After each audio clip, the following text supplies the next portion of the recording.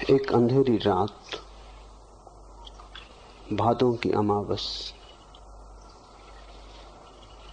बादलों की गड़गड़ाहट, बीच बीच में बिजली का चमकना, वर्षा के झोंके, गांव पूरा सोया हुआ, बस नानक के गीत की गूंज। रात देर तक वे गाते रहे। नानक की मां डरी। आधी रात से ज्यादा बीत गई। कोई 3 बजने को हुए। नानक के कमरे का दिया जलता है। बीच बीच में गीत की आवाज आती है। नानक के द्वार पर नानक की मां ने दस्तक दी और कहा, बेटे अब सो भी जाओ, रात करीब करीब जाने को हो गई। नानक चुप हुए और तभी रात के अंधेरे में एक पपीहे ने जोर से कहा, प्यू प्यू। नानक ने कहा, सुनो मां, अभी पपीहा भी चुप नहीं हुआ, अपने प्यारे की पुकार कर रहा है, तो मैं कैसे चुप हो जाऊं? इस पपीहे से मेरी होड़ लगी है। जब तक ये गाता रहेगा, पुकारता रहेगा, मैं भी पुकारता रहूंगा। और इसका प्यारा तो बहुत पास है, मेरा प्यारा बहुत दूर है। जन्मों जन्मों गाता रहूं तो ही उस तक पहुंच सकूंगा। रात और दिन का हिसाब नहीं रखा जा सकता है। नानक ने फिर गाना शुरू कर दिया। नानक ने परमात्मा को गा गा कर पाया। गीतों से पटा है मार्ग नानक का, इसलिए नानक की खोज बड़ी भिन्न है। पहली बात समझ लेनी जरूरी है कि नानक ने योग नहीं किया, तप नहीं किया, ध्यान नहीं किया। नानक ने सिर्फ गाया और गाकर ही पा लिया। लेकिन गाया उन्होंने इतने पूरे प्राण से कि गीत ही ध्यान हो गया, गीत ही योग बन गया, गीत ही तप हो गया। जब भी कोई समग्र प्राण से किसी भी कृत्य को करता है, वही कृत्य मार्ग बन जाता है। तुम ध्यान भी करो अधूरा अधूरा तो भी ना पहुंच पाओगे। तुम पूरा पूरा पूरे हृदय से, तुम्हारी सारी समग्रता से एक गीत भी गा दो, एक नृत्य भी कर लो, तो भी तुम पहुंच जाओगे। क्या तुम करते हो ये सवाल नहीं, पूरी समग्रता से करते हो या अधूरे अधूरे, यही सवाल है। परमात्मा के रास्ते पर नानक के लिए गीत और फूल ही बिछे। इसलिए उन्होंने जो भी कहा है गाकर कहा है। बहुत मधुर है उनका मार्ग, रससिक्त। कल हम कबीर की बात कर रहे थे। सूरत कलारी भई मतवारी, मधवा पी गई बिन तौले। नानक वही है जो मधुआ को बिना तौले पी गए, फिर जीवन भर गाते रहे। ये गीत साधारण गायक के नहीं, ये गीत उसके हैं जिसने जाना है। इन गीतों में सत्य की भनक, इन गीतों में परमात्मा का प्रतिबिंब है। दूसरी बात, जप जी के जन्म के संबंध में। जिस भादों की रात की मैंने बात कही, तब नानक की उम्र रही होगी कोई 16-17।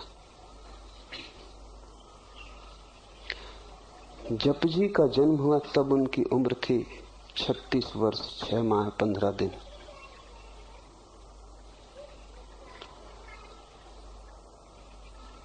जिस घटना का मैंने उल्लेख किया, उस भादों की रात वे साधक थे और तलाश में थे। प्यारे की पुकार चल रही थी, प्यू प्यू। अभी पपीहा रट लगा रहा था, अभी ना हुआ था। जप जी का जब जन्म हुआ, ये मिलन के बाद उनका पहला उद्घोष है। पपिया ने पा लिया अपने प्यारे को, प्यू प्यू की रटन पूरी हुई, मिलन हो गया। उस मिलन से जो पहला उद्घोष हुआ है वो जप जी है। इसलिए नानक की वाणी में जो मूल्य जप जी का है वो किसी और बात का नहीं। जप जी ताजे से ताजे खबर है उस लोक की।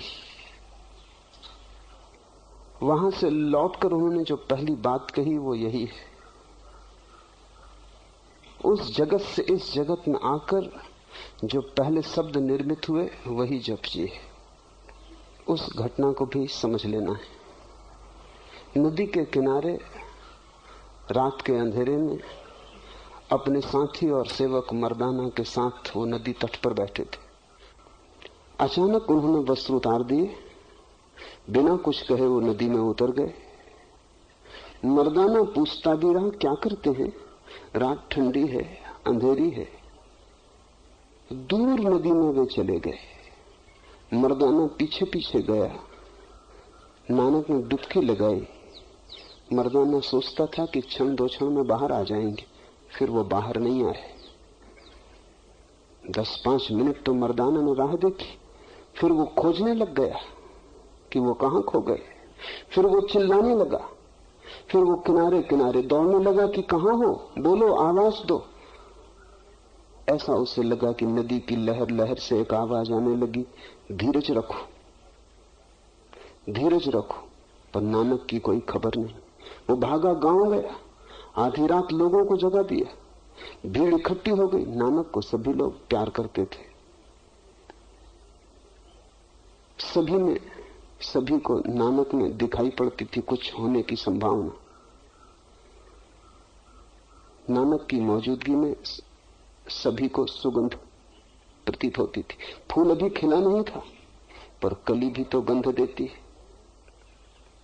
सारा गांव रोने लगा, भीड़ इकट्ठी हो गई, सारी नदी तलाश डाली। इस कोने से उस कोने लोग भागने दौड़ने लगे, लेकिन कोई पता न चला। 3 दिन बीत गए। लोगों ने मान ही लिया कि नानक को कोई जानवर खा गया, डूब गए, बह गए, किसी खाई खंड में उलझ गए। मान ही लिया कि मर गए। रोना पीटना हो गया। घर के लोगों ने भी समझ लिया कि अब लौटने का कोई उपाय न रहा। और 30 दिन रात अचानक नानक नदी से प्रकट हो गए। जब वे नदी से प्रकट हुए तो जप जी उनका पहला वचन है। ये घोषणा उन्होंने की। कहानी ऐसी है, कहता हूं कहानी। कहानी का मतलब होता है जो सच भी है और सच नहीं भी। सच इसलिए है कि वो खबर देती है सच्चाई की, और सच इसलिए नहीं है कि वो कहानी है और प्रतीकों में खबर देती है। और जितनी गहरी बात कहनी हो उतनी ही प्रतीकों की खोज करनी पड़ती है। नानक जब 3 दिन के लिए खो गए नदी में, तो कहानी है कि वे प्रकट हुए परमात्मा के द्वार में।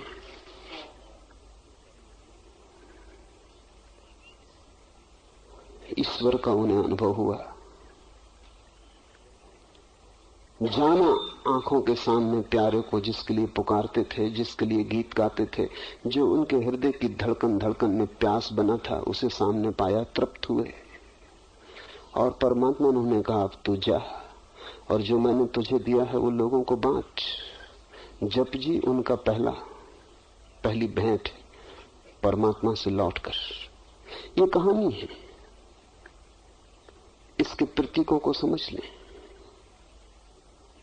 एक, कि जब तक तुम न खो जाओ, जब तक तुम न मर जाओ, तब तक परमात्मा से कोई साक्षात्कार न होगा। नदी में खो कि पहाड़ में, इससे कोई फर्क नहीं पड़ता, लेकिन तुम नहीं बचने चाहिए। तुम्हारा खो जाना ही उसका होना है। तुम जब तक हो तभी तक वो न हो पाएगा। तुम ही अड़चन हो, तुम ही दीवार हो। तो ये जो नदी में खो जाने की कहानी है, तुम्हें भी खो जाना पड़ेगा। तुम्हें भी डूब जाना पड़ेगा। 3 दिन लगते हैं, इसलिए तो हम जब आदमी मर जाता है तो तीसरा मनाते हैं। तीसरा हम इसलिए मनाते हैं कि मरने की घटना पूरी होने में 3 दिन लग जाते हैं। उतना समय जरूरी है। अहंकार मरता है एकदम से नहीं, कम से कम समय 3 दिन लेता है। इसलिए कहानी में 3 दिन है कि नानक 3 दिन नदी में खोए रहे। अहंकार पूरा गल गया, मर गया। और पास पड़ोस, मित्रों, परिजनों, परिवार के लोगों को तो अहंकार ही दिखाई पड़ता है, तुम्हारी आत्मा तो दिखाई पड़ती नहीं। इसलिए उन्होंने तो समझा कि नानक मर गए। जब भी कोई सन्यासी होता है, घर के लोग समझ लेते हैं मर गया। जब भी कोई उसकी खोज में जाता है, घर के लोग मान लेते हैं खत्म हुआ, क्योंकि अब ये वही तो न रहा। टूट गई पुरानी श्रृंखला, अतीत मिटा, अब नया हुआ। बीच में 3 दिन की खाई है, इसलिए 3 दिन का प्रतीक है। 3 दिन बाद नानक लौट आए। जो भी खोता है वो लौट आता है, लेकिन नया होकर लौटता है। जो भी जाता है उस मार्ग पर वापस आता है, लेकिन जा रहा था तब प्यासा था, आता है तब दानी होकर आता है। जाता था तब भिखारी था, आता है तब सम्राट होकर आता है। जो भी परमात्मा में लीन होता है, जाते समय भिक्षा पात्र होता है, लौटते समय अपरंपार संपदा होती बांटने को। जप जी पहली भेंट है। परमात्मा के सामने प्रकट होना, प्यारे को पा लेना, इन्हें तुम बिल्कुल प्रतीक को भाषागत रूप से सच मत समझ लेना, क्योंकि कहीं कोई परमात्मा बैठा हुआ नहीं जिसके सामने तुम प्रकट हो जाओगे। लेकिन कहना हो बात तो और कुछ कहने का उपाय भी नहीं। जब तुम मिटते हो तो जो भी आंख के सामने होता है वही परमात्मा है। परमात्मा कोई व्यक्ति नहीं है, परमात्मा निराकार शक्ति है। तुम उसके सामने कैसे हो सकोगे? जहां तुम देखोगे वही वो है, जो तुम देखोगे वही वो है। जिस दिन आंख खोलेगी सभी वो है। बस तुम मिट जाओ, आंख खुल जाए। अहंकार तुम्हारी आंख में पड़ी हुई कंकड़ी, उसके हटते ही परमात्मा प्रकट हो जाता है। परमात्मा प्रकट ही था, तुम मौजूद न थे। नानक मिटे, परमात्मा प्रकट हो गया। जैसे ही परमात्मा प्रकट हो जाता, तुम भी परमात्मा हो गए, क्योंकि उसके अतिरिक्त और कुछ भी नहीं। नानक लौटे, परमात्मा होकर लौटे। फिर उन्होंने जो भी कहा है, एक एक शब्द बहुमूल्य है। फिर उस एक एक शब्द को हम कोई भी कीमत दें तो भी कीमत छोटी पड़ेगी। फिर एक एक शब्द वेद वचन है। अब हम जप जी को समझने की कोशिश करें। एक ओंकार सतनाम, कर्ता पुरख निर्भय निर्वैर, अकाल मूर्ति अजूनी सैभम गुरु प्रसादी। वह एक है, ओंकार स्वरूप है, सतनाम है, कर्ता पुरुष है, भय से रहित है, वैर से रहित है, कालातीत मूर्ति है, अयोनी है, स्वयंभू है, गुरु की कृपा से प्राप्त होता है।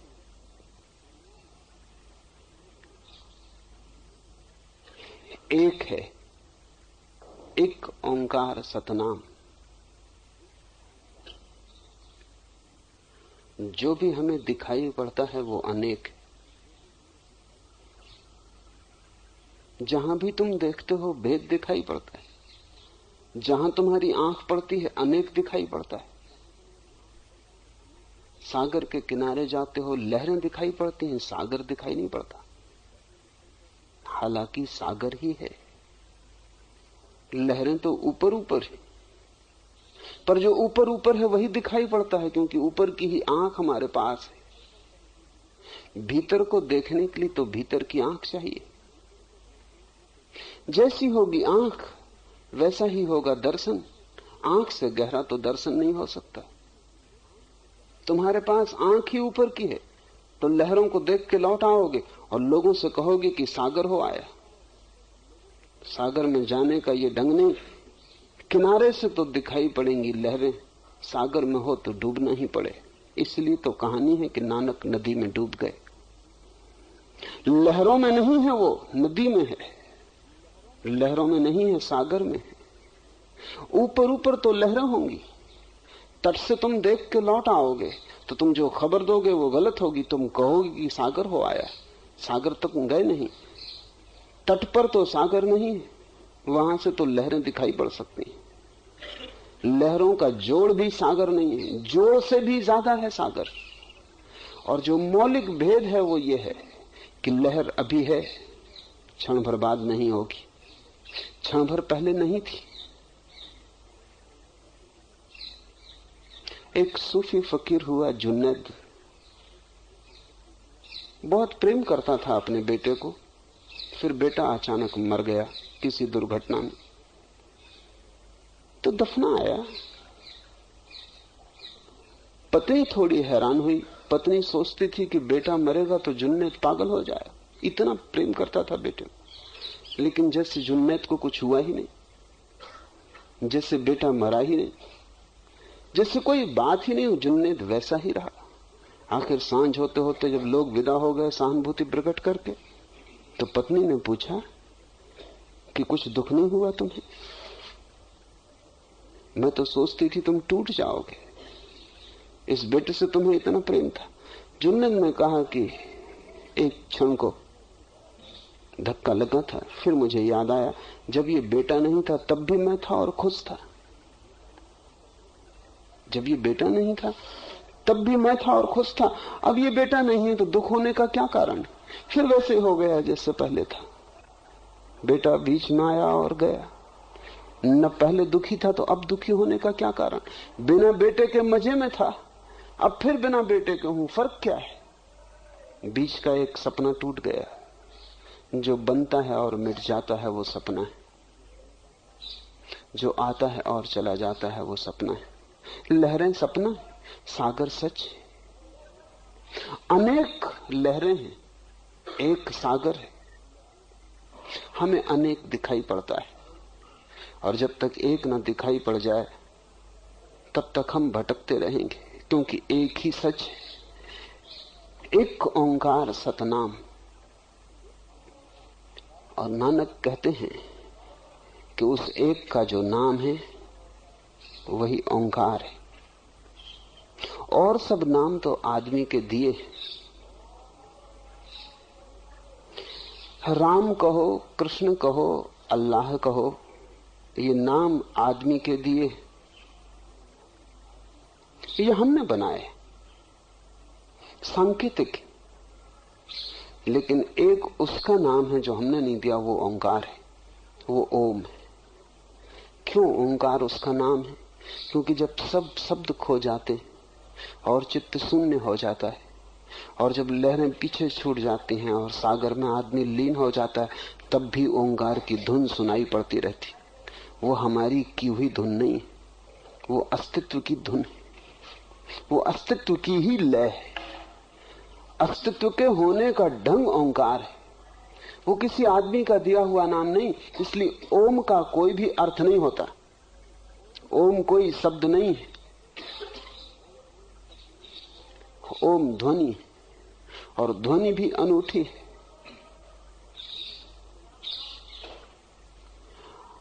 कोई उसका स्रोत नहीं, कोई उसे पैदा नहीं करता है, अस्तित्व के होने में ही छिपी है, अस्तित्व के होने की ध्वनि। जैसे कि जल प्रपात है, तुम उसके पास बैठो तो प्रपात की एक ध्वनि, लेकिन वो ध्वनि पानी और चट्टान की टक्कर से पैदा होती। नदी के पास बैठो, कल कल का नाद होता है, लेकिन वो कल कल का नाद नदी और तट की टक्कर से होता है। हवा का झोंका निकलता है, वृक्ष से सरसराहट होती, लेकिन वो सरसराहट हवा और वृक्ष की टक्कर से होती। हम बोलते, संगीतज्ञ गीत गाता है, वीणा का कोई तार छेड़ता है, लेकिन सभी चीज संघर्ष से पैदा होती। संघर्ष के लिए दो जरूरी, तार चाहिए वीणा का, हाथ चाहिए छेड़ने वाला। जितनी ध्वनियां द्वैत से पैदा होती हैं वो उसके नाम नहीं है। उसका नाम तो वही है जब सब द्वैत खो जाता है फिर भी एक ध्वनि गूंजती रहती। इस संबंध में कुछ बातें समझ लेनी जरूरी हैं। विज्ञान कहता है कि सारे अस्तित्व को अगर हम तोड़ते चले जाएं और गहराई में विश्लेषण करें तो अंत में हमें विद्युत ऊर्जा, इलेक्ट्रिसिटी मिलती है। इसलिए जो आखिरी खोज है विज्ञान की वो इलेक्ट्रॉन है, विद्युत कण। सारा अस्तित्व विद्युत से बना है।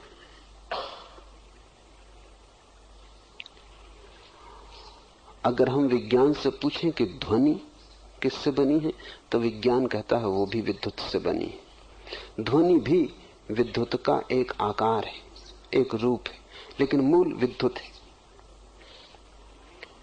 इस संबंध में समस्त ज्ञानियों का विज्ञान से सहमति है, थोड़े से भेद के साथ। वो भेद बड़ा नहीं, वो भेद भाषा का है। समस्त ज्ञानियों ने पाया कि अस्तित्व बना है ध्वनि से, और ध्वनि का ही एक रूप विद्युत है। विज्ञान कहता है विद्युत का एक रूप ध्वनि है, और धर्म कहता है कि विद्युत ध्वनि का एक रूप है।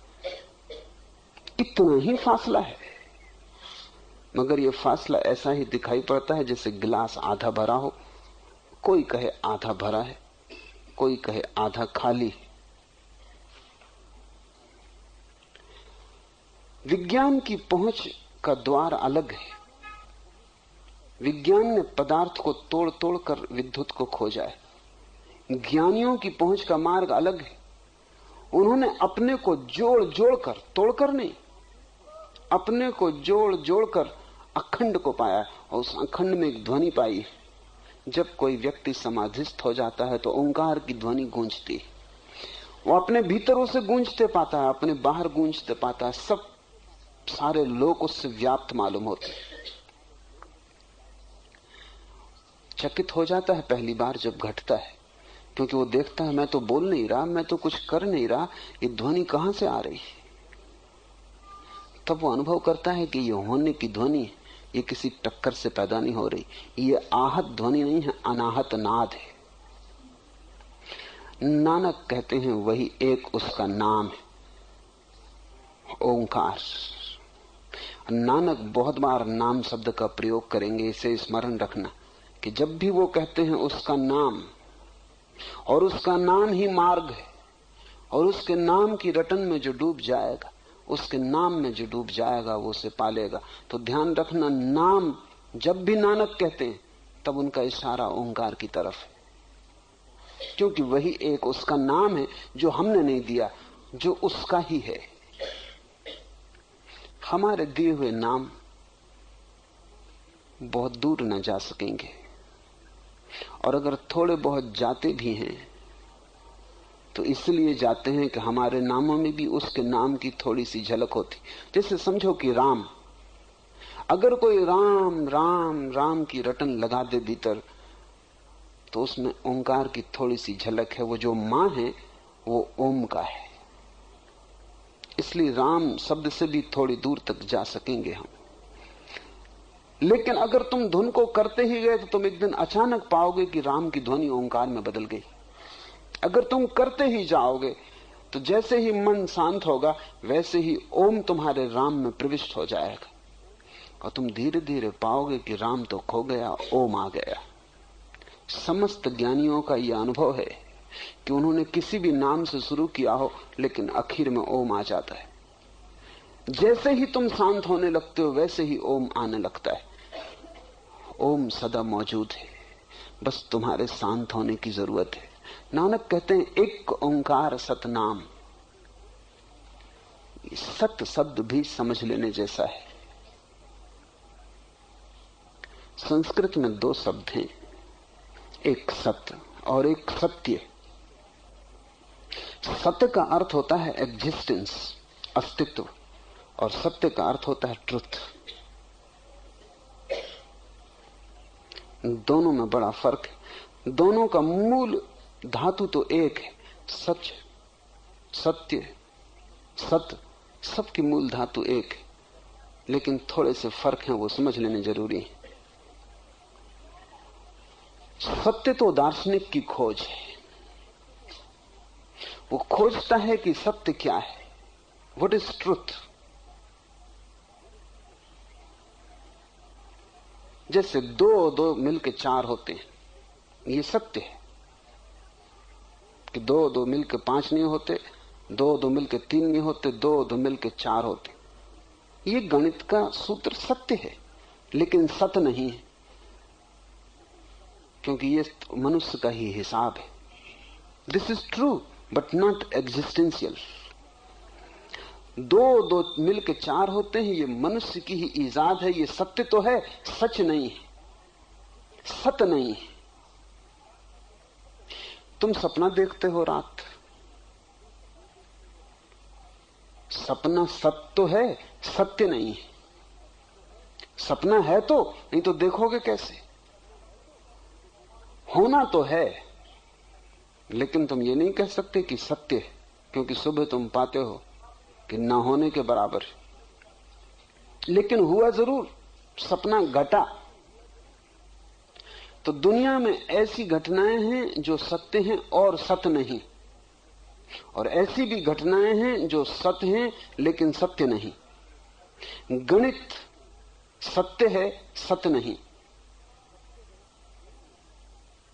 गणित का एक निष्कर्ष सत्य हो सकता है, सत्य नहीं। सपना है, सपना सत्य है, सत्य नहीं। परमात्मा दोनों है, सत्य भी सत्य भी।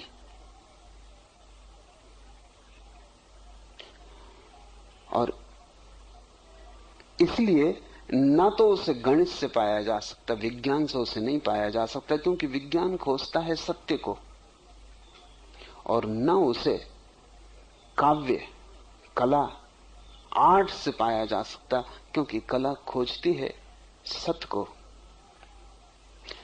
परमात्मा दोनों है, सत्य धन सत्य। इसलिए न तो कला उसे पूरा खोज सकती है और न विज्ञान, दोनों अधूरे हैं। और इसलिए धर्म की खोज दोनों से पृथक है। धर्म उसकी तलाश है जो दोनों है, एक साथ है, जो इतना सत्य है जितना कि गणित का कोई भी फार्मूला, और जो इतना सत्य है जितनी काव्य की कोई भी धारणा।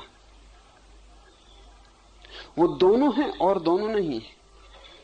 अगर तुम आधे से देखोगे तो चूक जाओगे, अगर तुम दोनों को मिलाकर देखोगे तो ही उसे पा सकोगे।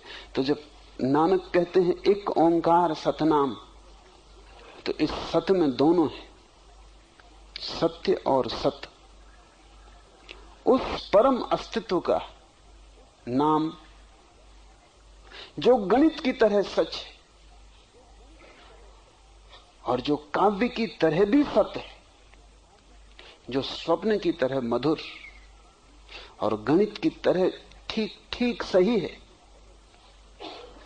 जो हृदय की भावना की तरह भी है और मस्तिष्क की प्रतीति की भांति भी है। जहां मस्तिष्क और हृदय मिलते हैं वहीं धर्म शुरू होता है। अगर मस्तिष्क अकेला रहे, हृदय को दबा दे, तो विज्ञान पैदा होता है। अगर हृदय अकेला रहे, मस्तिष्क को हटा दे, तो कल्पना का जगत, काव्य, संगीत, चित्र, कला पैदा होती। और अगर मस्तिष्क और हृदय दोनों मिल जाएं, दोनों का संयोग हो जाए,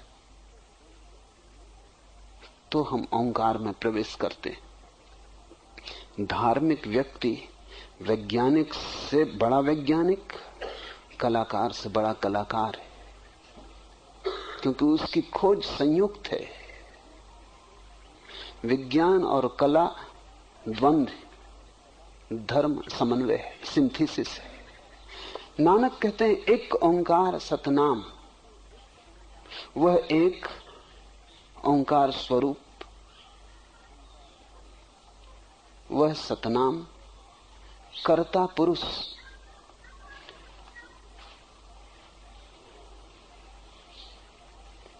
ये जो शब्द हैं, इन्हें ऊपर से समझोगे तो भ्रांतियां होंगी। ज्ञानियों की एक अड़चन है कि शब्द तो उन्हें तुम्हारे ही उपयोग करने पड़ते। तुमसे बात करनी है, तुम्हारी ही भाषा बोलनी पड़ेगी, और जो वो कहना चाहते हैं वो भाषा के पार है। जो वो कहना चाहते हैं वो तुम्हारी भाषा में आ नहीं सकता। तुम्हारी भाषा बहुत संकीर्ण, वो बहुत विराट। जैसे कोई अपने घर में पूरे आकाश को समा लेना चाहे, जैसे कोई अपनी मुट्ठी में सारे प्रकाश को बांध लेना चाहे, ऐसी असमर्थता है। तो तुम्हारे ही शब्द उपयोग करने पड़ते, और तुम्हारे शब्दों के कारण ही इतने संप्रदाय पैदा हो जाते। क्योंकि बुद्ध नानक से 2000 साल पहले हुए, तो बुद्ध दूसरी भाषा का उपयोग करते हैं जो प्रचलित थी, जो लोग समझते थे। कृष्ण और 2000 साल पहले बुद्ध से हुए, वो और दूसरी भाषा का उपयोग करते हैं जो लोग समझते थे। मोहम्मद और दूसरी भाषा का उपयोग करते हैं, क्योंकि दूसरी हवा, दूसरा मुल्क, दूसरे ढंग के लोग। महावीर अलग, जीसस अलग। भाषाओं के भेद हैं। भाषा तुम्हारी वजह से अलग है, अन्यथा ज्ञानियों में कोई भी भेद नहीं। नानक जो भाषा का उपयोग कर रहे हैं वो नानक के समय समझी जा सकती थी। तो नानक कहते हैं कर्ता पुरुष, वही बनाने वाला। लेकिन तत्क्षण हमें ख्याल आता है कि अगर वही बनाने वाला है और हम बनाए गए हैं तो द्वैत हो गया। और नानक तो शुरू में ही इंकार कर दिए हैं कि वह एक है। अगर वो बनाने वाला और सृष्टा है और सृष्टि अलग है जिसको उसने बनाया, तो द्वैत शुरू हो गया। हमारी भाषा से अड़चन शुरू होती। जैसे जैसे नानक आगे बढ़ेंगे वैसे वैसे अड़चन शुरू होगी। जो उन्होंने पहला शब्द बोला है समाधि के बाद, वो है एक ओंकार सतनाम। सच तो यह है कि पूरा सिख धर्म इन 3 शब्दों में समाप्त हो जाता है। इसके आगे तो तुम्हें समझाने की कोशिश है, अन्यथा बात पूरी हो गई। तुम नहीं समझोगे, इससे आगे फिर विस्तार करना पड़ता है। विस्तार तुम्हारे कारण, अन्यथा मंत्र तो पूरा हो गया, बात तो पूरी हो गई। एक ओंकार सतनाम सब कह दिया, लेकिन तुम्हारे लिए तभी कुछ भी नहीं कहा गया। इन 3 शब्दों से क्या हल होगा? कुछ हल नहीं होता। तब तुम्हारी भाषा की शुरुआत होती। कर्ता पुरुष वह बनाने वाला है, लेकिन ध्यान रखना, जो उसने बनाया है वो उससे अलग नहीं है। बनाने वाला बनाई हुई सृष्टि में छिपा है, कर्ता कृत्य में छिपा है, सृष्टा सृष्टि में लीन है। इसलिए नानक ने गृहस्थ को और सन्यासी को अलग नहीं किया, क्योंकि अगर कर्ता परमेश्वर अलग है सृष्टि से, तो फिर तुम्हें सृष्टि के काम धंधे से अलग हो जाना चाहिए। जब तुम्हें कर्ता पुरुष को खोजना है तो कृत्य से दूर हो जाना चाहिए, कर्म से दूर हो जाना चाहिए।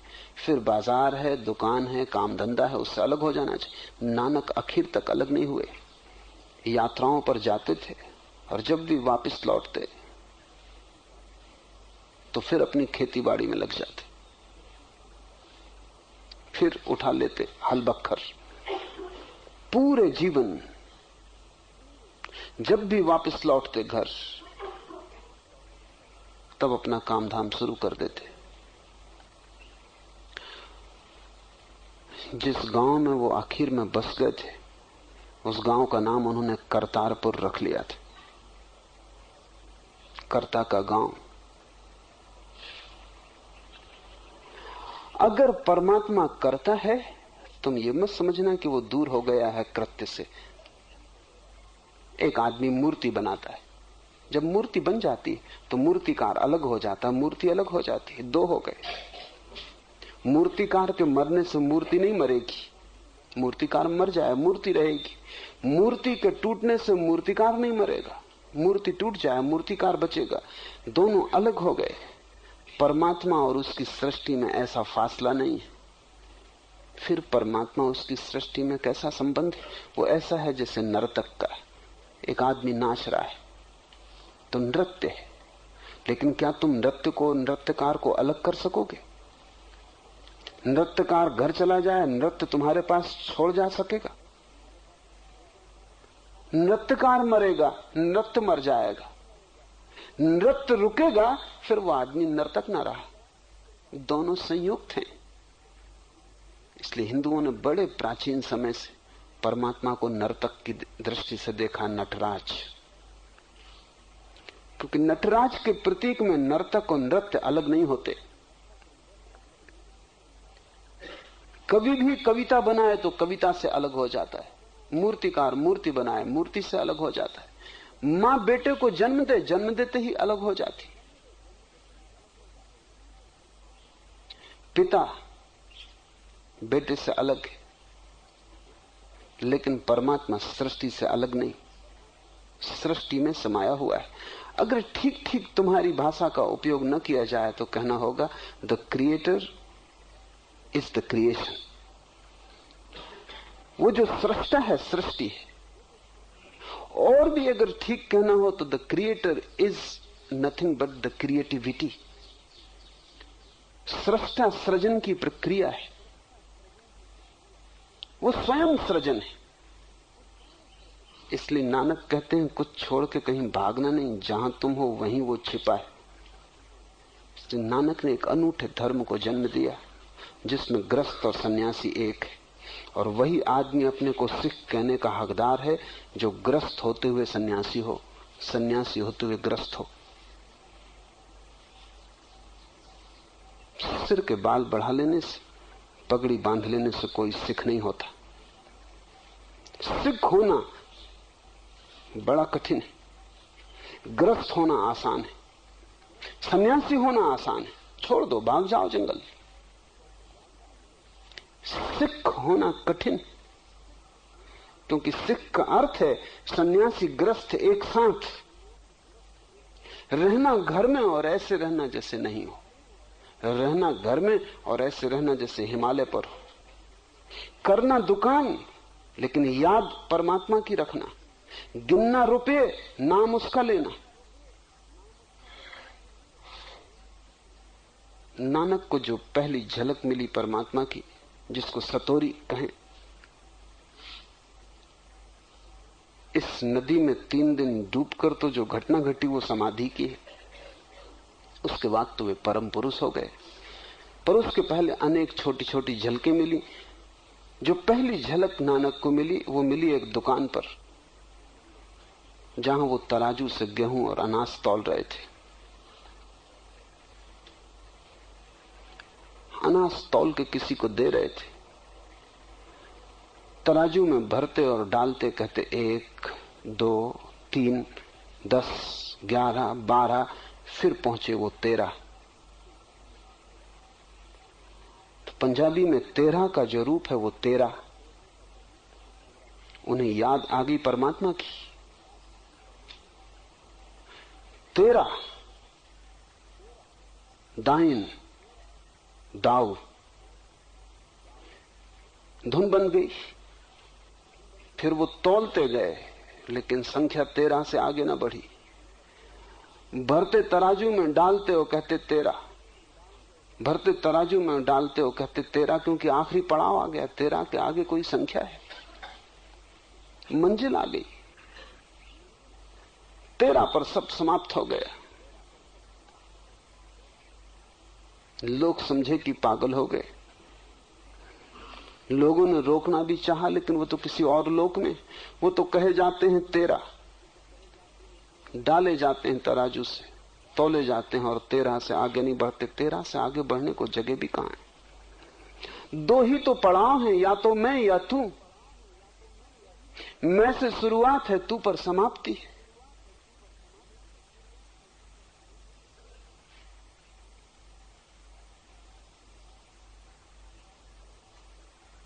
नानक संसार के विरोध में नहीं, नानक संसार के प्रेम में है। क्योंकि वो कहते हैं कि संसार और उसका बनाने वाला दो नहीं। तुम इसे भी प्रेम करो, तुम इसी में से उसको प्रेम करो, तुम इसी में से उसको खोजो। तो नानक जब युवा हुए और घर के लोगों ने कहा शादी कर लो, तो उन्होंने नहीं न कहा। सोचते तो रहे होंगे घर के लोग कि ये नहीं कहेगा, क्योंकि बचपन से ही इसके ढंग के नहीं थे। नानक के बाप तो परेशान ही रहे। उनको कभी समझ में ना आया कि क्या मामला है।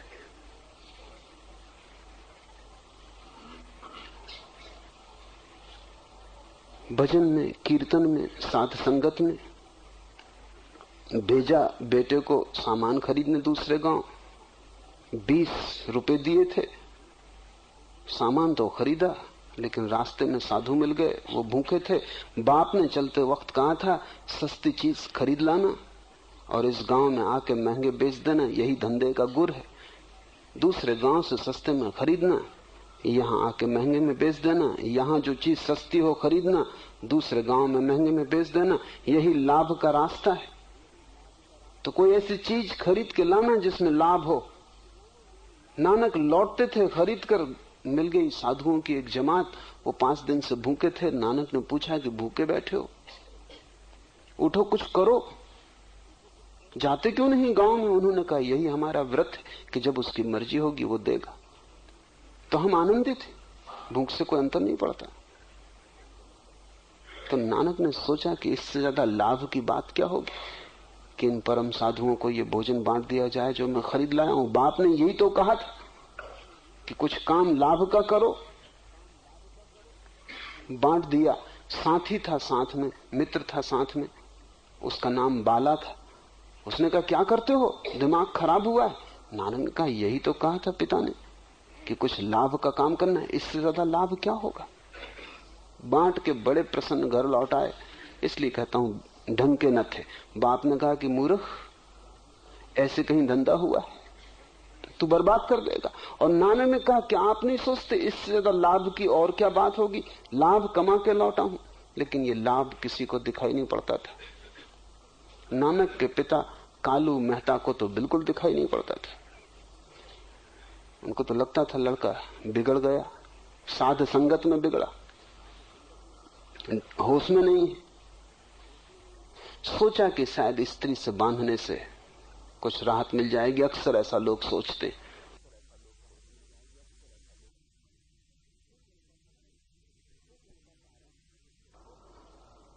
सोचने का कारण है क्योंकि सन्यासी स्त्री को छोड़ के भागते।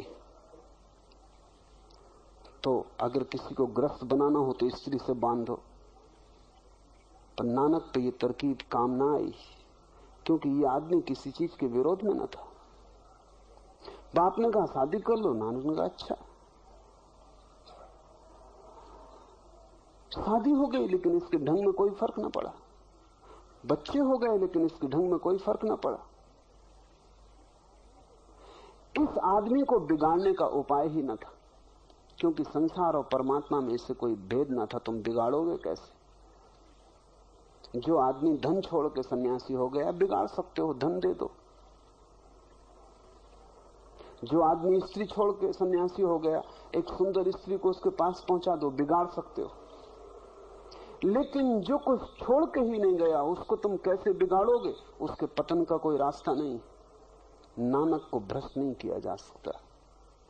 इसलिए मैं भी पक्ष में हूं कि सन्यासी तो नानक के ही होने चाहिए, क्योंकि सन्यासी वही परम जिसको भ्रष्ट न किया जा सके। भ्रष्ट तुम उसी को न कर सकोगे जो ठीक तुम्हारे संसार में बैठा है और फिर भी वहां नहीं। तुम उसे कैसे भ्रष्ट करोगे? उसने सब उपाय तोड़ दिए। वो परमात्मा जिसे नानक कहते हैं कर्ता पुरुष, भय से रहित, क्योंकि भय तो वहीं होता है जहां दूसरा हो। पश्चिम ने ज्ञापाल शास्त्र का एक वचन बहुत प्रसिद्ध हो गया है। वो वचन है द अदर इज हेल, दूसरा नरक है। तुम्हारा भी अनुभव यही है। कितनी बार तुम नहीं चाहते हो कि अकेला छूट जाऊं, दूसरा उपद्रव है। मित्र हो तो थोड़ा कम उपद्रव है, शत्रु हो तो थोड़ा ज्यादा उपद्रव है, अपना हो तो थोड़ा कम उपद्रव है, पराया हो तो ज्यादा उपद्रव है, लेकिन दूसरा उपद्रव है। भय क्या है? दूसरे का भय है। कोई छीन न ले, कोई सुरक्षा न तोड़ दे। फिर मौत आ रही, वो भी दूसरी है। बीमारी आ रही, वो भी दूसरी है। भय क्या है? तुम दूसरे से घिरे हो, यही तुम्हारा नरक है। द अदर इज हेल, दूसरा नरक है। लेकिन तुम दूसरे से बचोगे कैसे? हिमालय पे भी जाके बैठ जाओ तो भी तुम अकेले ना हो पाओगे। बैठोगे वृक्ष के नीचे, कौआ बीट कर देगा, गुस्सा कौए पे आ जाएगा। बैठोगे, वर्षा आ जाएगी, धूप आ जाएगी, दूसरे से तुम भागोगे कहां? तुम जहां भी जाओगे तुम दूसरे को पाओगे। क्योंकि दूसरे से बचने का तो एक ही उपाय है कि तुम उस एक को खोज लो जहां कोई दूसरा नहीं रह जाता। फिर सब भय गिर जाता है, फिर मौत है ही नहीं, फिर बीमारी है ही नहीं, फिर असुविधा है ही नहीं, क्योंकि दूसरा ही न रहा, तुम ही हो। कोई अंतर नहीं। भय तब तक रहेगा जब तक तुम्हें दूसरे दिखाई पड़ते हैं। एक ओंकार सतनाम जिसके मन में ये छा गया, उसे कैसा भय? परमात्मा को भय नहीं हो सकता, किसका भय होगा? वही है अकेला, उससे अन्यथा कोई भी नहीं।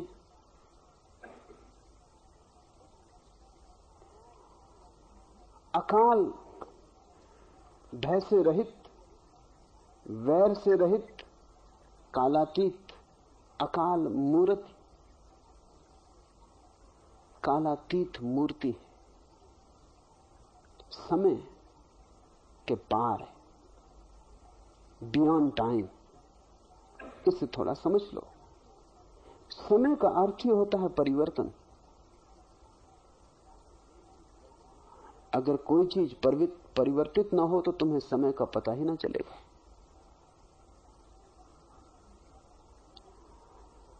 घड़ी में भी समय का पता चलता है क्योंकि कांटा घूमता है। अगर कांटा न घूमे तो समय का पता न चलेगा। चीजें बदल रही, सूरज उगा, दोपहर हो गई, सांझ हो गई, बच्चा था जवान हो गया, जवान था बूढ़ा हो गया, स्वस्थ बीमार हो गया, बीमार स्वस्थ हो गया, गरीब अमीर हो गया, अमीर का दिवाला निकल गया। परिवर्तन है, सब चीजें बदल रही, नदी बही जाती। इस परिवर्तन में ही समय है। समय का अर्थ ही होता है दो परिवर्तन के बीच का फासला। थोड़ा सोचो, अगर आज सुबह तुम उठो और सांझ तक कुछ भी घटना ना घटे, कोई परिवर्तन ना हो, सूरज खड़ा रहे जहां था, तुम्हारी उम्र उतनी ही बनी रहे जितनी थी, घड़ी का कांटा ना हिले, वृक्ष बूढ़े ना हो, पत्ते कुम्हलाए ना, सब ठहर जाए, तो तुम्हें समय का कैसे पता चलेगा? समय होगा ही नहीं। तुम्हारे लिए समय का पता चलता है क्योंकि तुम परिवर्तन से घिरे हो।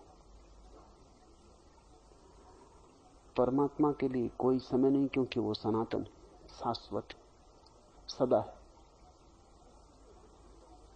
उसके लिए कुछ भी परिवर्तित नहीं हो रहा है, उसके लिए सब ठहरा हुआ है। परिवर्तन अंधी आंख का अनुभव है। परिवर्तन ऐसे है क्योंकि हमें पूरा नहीं दिखाई पड़ रहा। अगर हमें पूरा दिखाई पड़ जाए तो हमें परिवर्तन समाप्त हो जाएगा। परिवर्तन के समाप्त होते ही समय खो जाता है। समय परिवर्तन को नापने का माध्यम है। परमात्मा के लिए सब वैसा का वैसा है, कुछ बदलता नहीं, सब ठहरा हुआ है। कालातीत, अकाल मूर्ति, अयोनी, स्वयंभू। वो किसी योनि से पैदा नहीं होता। परमात्मा का ना कोई पिता है ना कोई मां, और जो भी योनि से पैदा होता है वो परिवर्तन की दुनिया में प्रवेश कर जाता है। तुम्हें भी अपने भीतर उसी को खोजना है जो अयोनिज है। ये शरीर तो पैदा हुआ है, मरेगा। ये शरीर तो दो शरीरों के जोड़ से बना है, बिखरेगा। जब वे दो शरीर ही बिखर गए तो ये शरीर कैसे बचेगा जो उनसे मिलकर बना है? लेकिन इसके भीतर अयोनिज भी है, जो गर्भ में आया, जो गर्भ के पहले था, और जो अभी छोड़ दे तो शरीर मुर्दे की भांति पड़ा रह जाएगा। इस शरीर के भीतर कालातीत प्रवेश किया है। अकाल पुरुष इस शरीर के भीतर भी मौजूद है। ये शरीर जैसे उसका सिर्फ वस्त्र मात्र है, एक घर है जिसमें ठहर गया है। लेकिन तुम जब इसे अपने भीतर पाओगे तभी तुम नानक की वाणी समझ पाओगे। तुम्हें अपने भीतर उसको खोजना है जो कोई न तो परिवर्तित होता है न बदलता है। अगर तुमने कभी थोड़ा भी आंख बंद करके बैठने का अभ्यास किया है तो तुम्हें एक बात ख्याल में आई होगी कि भीतर कोई उम्र नहीं है। तुम 40 साल के होगी, 50 साल के, भीतर कुछ पता ना चलेगा। तुम जब 5 साल के थे तब भी आंख बंद करते तो भीतर तुम वैसा अपने को वैसा ही पाते जैसा तुम 50 साल के होके पाओगे। जैसे भीतर के लिए समय बीता ही नहीं। आंख बंद करके भीतर देखो तो तुम पाओगे वहां कुछ बदलता ही नहीं। और ये जो भीतर अनबदला है ये किसी योनि से पैदा नहीं हुआ है। तुम माँ बाप से आए हो, उनसे पैदा नहीं हुए हो। वे तुम्हारे आने के मार्ग हैं, लेकिन वे तुम्हारे जन्मदाता नहीं। तुम उनसे गुजरे हो क्योंकि तुम्हारे शरीर को बनाने की व्यवस्था उनके भीतर थी। लेकिन जो शरीर के भीतर प्रविष्ट किया है वो पार से आया है। अपने भीतर जिस दिन तुम अयोनिज को पाओगे उसी दिन तुम समझोगे कि परमात्मा की कोई योनि नहीं, हो भी नहीं सकती, क्योंकि परमात्मा का अर्थ है समष्टि। परमात्मा का अर्थ है दी टोटलिटी। ये पूरा का पूरा किससे पैदा होगा? पूरे के पार कुछ बचता ही नहीं जो इसका मां और पिता बन सके। इसलिए अयोनि है, स्वयंभू है, अपने आप है। स्वयंभू का अर्थ है अपने आप है। कोई सहारा नहीं, किसी कारण से नहीं, कोई आधार नहीं, अपना ही आधार है। तुम भी जिस दिन अपने भीतर इस बात की थोड़ी सी झलक पाओगे उसी दिन मुक्त होगे चिंता से। तुम्हारी चिंता क्या है? चिंता यही है कि हर चीज का आधार है और हर चीज का आधार छीना जा सकता है। छीनने से चिंता है, छीनने के ख्याल से चिंता। आज धन है, कल ना होगा, फिर तुम क्या करोगे? धन के कारण अमीर हो, अपने कारण अमीर नहीं हो। सन्यासी अपने कारण अमीर, उससे तुम छीन नहीं सकते। बुद्ध से तुम क्या छीनोगे? नानक से तुम क्या छीनोगे? कुछ भी छीन के तुम नानक को कम न कर पाओगे।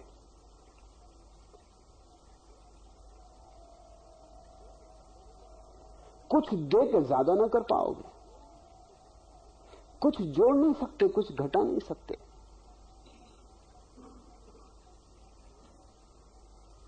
नानक जो भी हैं उस परम सहारे के साथ है, तुम्हारा कोई सहारा नहीं। और वो परम सहारा अलग नहीं।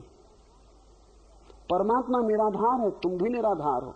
और जिस दिन तुम निराधार होने को राजी हो जाओगे उसी दिन परमात्मा और तुम्हारा मिलन हो जाएगा।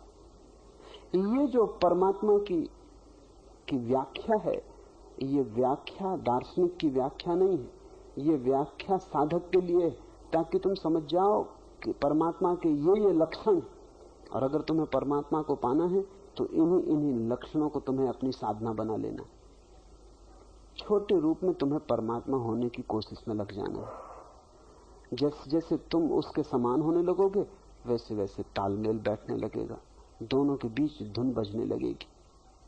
अयोनी स्वयंभू है, वह गुरु कृपा से प्राप्त होता है।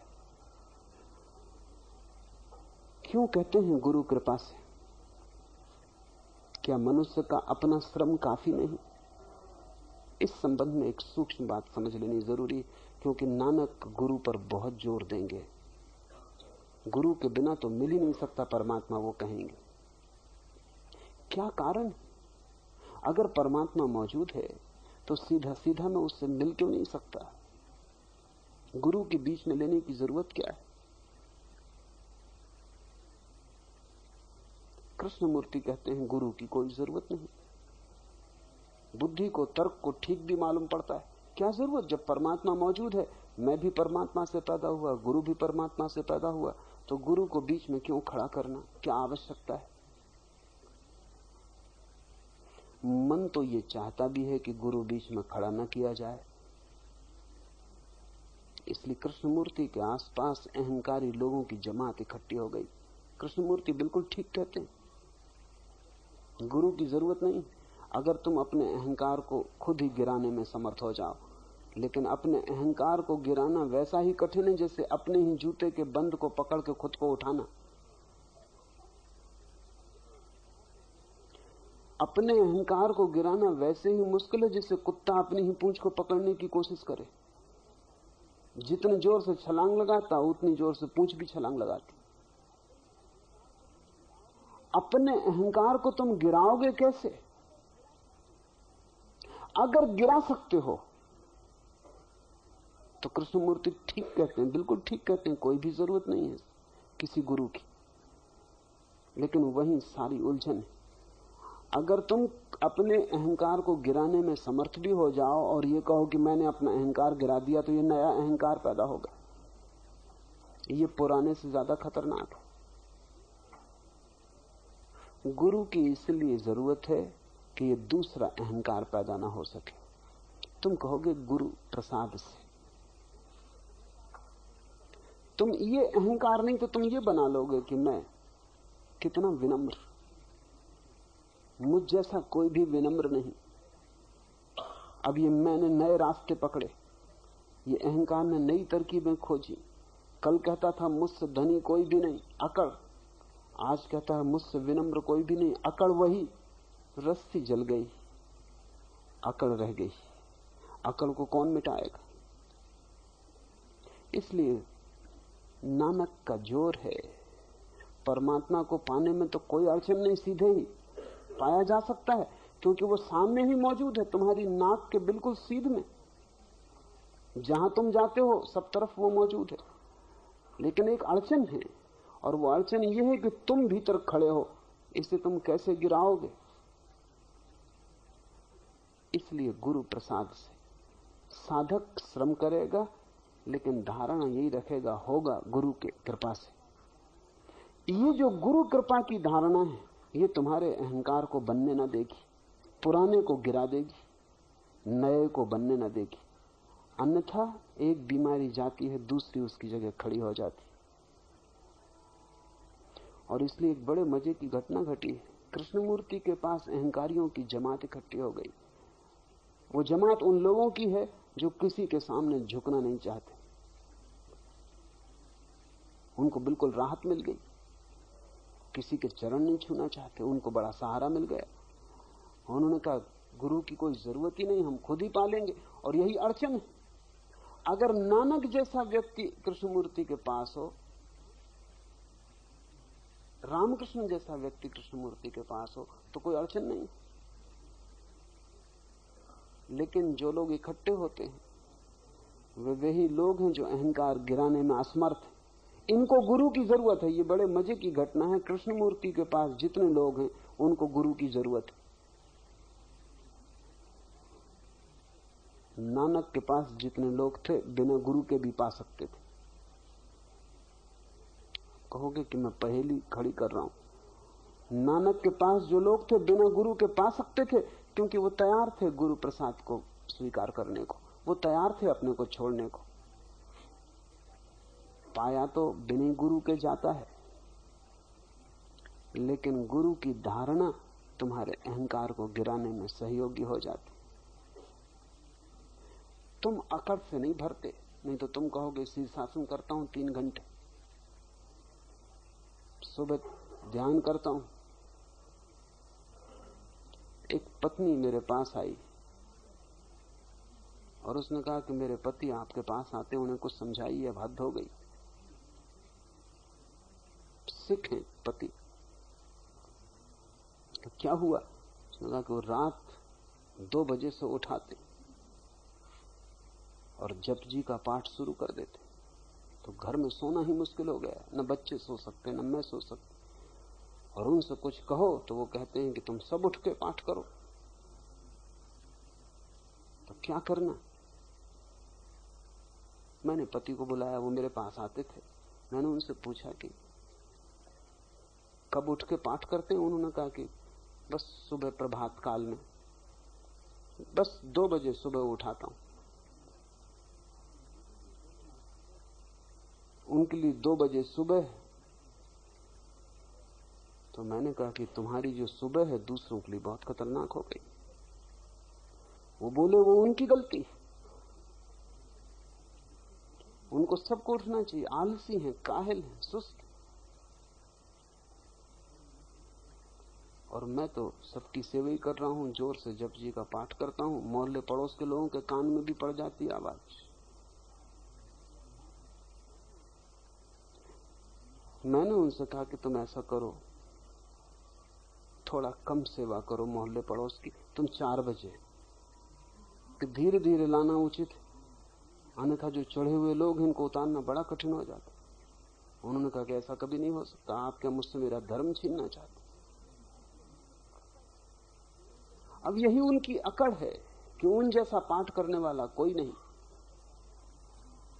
और वही अकड़ बांधा है, जीवन भर दोहराते रहो जप जी को। असली सवाल तो अकड़ का मिटना है। इसलिए नानक बार बार कहेंगे कि क्या तुम करते हो उससे कुछ भी ना होगा जब तक कि तुम न मिट जाओ। ये गुरु की धारणा स्वयं को मिटाने की बड़ी कीमिया है, क्योंकि करो तुम कुछ, कहते तुम हो गुरु प्रसाद से, उसकी कृपा से हो रहा है।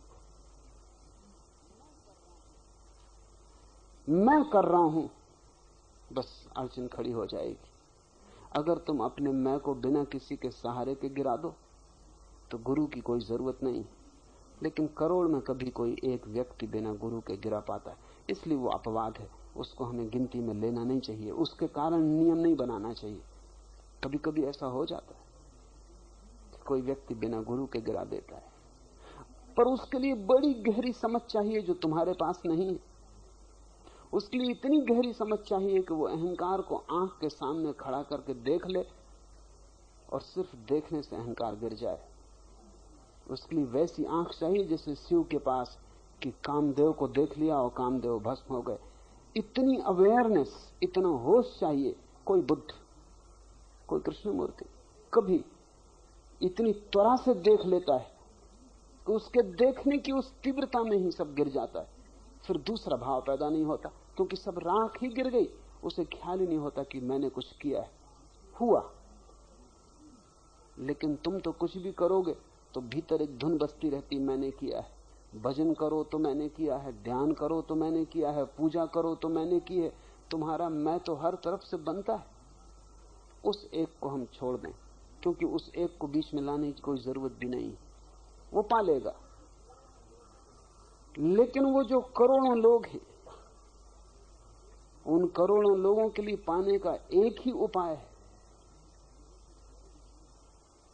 कि वो जो भी करें साधना, भाव यही रखें कि गुरु के प्रसाद से, गुरु की कृपा से हो रहा है। भारत में बड़ी पुरानी लोकोक्ति है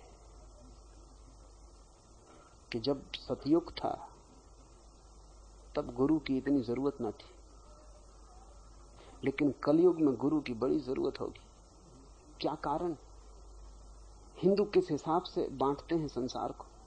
सतयुग वे कहते हैं उस समय को जब लोग बड़े सचेत थे, बड़े सावधान थे, और कलयुग कहते हैं उस युग को जब लोग बड़े सोए हुए हैं, मूर्छित। इसलिए बुद्ध का या महावीर का धर्म उतने काम का नहीं है आज जितना नानक का धर्म। नानक का धर्म नवीनतम धर्म है, हालांकि उसको भी 500 साल हो गए, वो भी काफी पुराना हो गया और नया चाहिए। क्योंकि बुद्ध और महावीर जिनसे बात कर रहे थे वे हमसे ज्यादा सचेत लोग थे, वे हमसे ज्यादा प्रबुद्ध लोग थे, वे हमसे ज्यादा सरल लोग थे। फिर कृष्ण जिनसे बात कर रहे थे वे और भी सरल लोग थे। जैसे हम पीछे जाते हैं वैसे सरलता है। जैसे एक आदमी अपने पीछे जाए तो बचपन में सरल होता है, जवानी में थोड़ा कठिन हो जाता, बुढ़ापे में तो बिल्कुल जटिल हो जाता। बूढ़े आदमी से तो पार पानी मुश्किल है, उसे कुछ भी पता नहीं, लेकिन वो समझता है सब मुझे पता है। जिंदगी की टक्करें खाई हैं, इधर उधर गिरा है, कहता अनुभव बहुत है। ठीकरे इकट्ठे किए हैं, लेकिन वो सोचता है कि बड़े अनुभव से ज्ञान इकट्ठा कर लिया।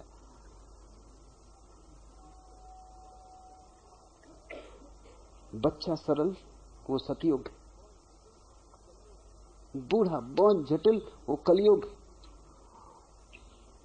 और बूढ़े की मूर्छा बढ़ती जाती, बढ़नी ही चाहिए क्योंकि मौत करीब आ रही। बच्चे का होश ताजा होता है क्योंकि अभी जीवन का स्रोत बहुत करीब है। बच्चा अभी परमात्मा से निकली लहर की भांति है, बूढ़ा धूल से भर गया परमात्मा में गिरने के करीब है। बच्चा ताजा फूल है, बूढ़ा मुरझा गया, जाने के करीब है, जीवन ऊर्जा क्षीण हो रही। कलयुग का अर्थ है ऐसा समय जब अंत करीब आ रहा है, जिंदगी बूढ़ी हो गई। उस कलयुग में तो गुरु के बिना बिल्कुल ना हो सकेगा, क्योंकि तुम हर हालत में अपने अहंकार से भर जाओगे। जब तुम छोटे छोटे काम करके अहंकार से भर जाते हो तो तुम साधना करके कैसे ना भरोगे। तुमने एक छोटा सा मकान बना लिया है, तुम अकड़े फिरते हो कि तुमने एक तिजोरी भर ली, तुम अकड़े फिरते हो। जब तुम परम धन की खोज में जाओगे तो तुम्हारी अकड़ तो बहुत हो जाएगी। तो जो आदमी मंदिर जाता है, मस्जिद जाता है, उसकी अकड़ देखो, वो सब की तरफ देखता है कि तुम सब नरक में पड़ोगे, सड़ोगे। मैं मंदिर जाता हूं रोज, तुम सब भ्रष्ट पापी। वो जो आदमी राम नाम ले लेता है वो समझता है कि बस स्वर्ग का द्वार उसके लिए निश्चित हो गया और से सब नरक में पड़ने वाले। मूर्छा जितनी होगी उतनी गुरु की जरूरत है। इसको तुम ऐसा समझ लो, जितनी तुम्हारे जीवन में निद्रा हो उतना गुरु जरूरी, जितने तुम्हारे जीवन में जागृति हो उतना गुरु कम जरूरी। अगर तुम परिपूर्ण जागरूक हो गुरु की बिल्कुल जरूरत नहीं। अगर तुम बिल्कुल सोए हो तो तुम अपने आप जगोगे कैसे? कोई तुम्हें हिलाएगा तो ही तुम जग सकते हो, तब भी डर है कि तुम करवट लेके सो जाओगे।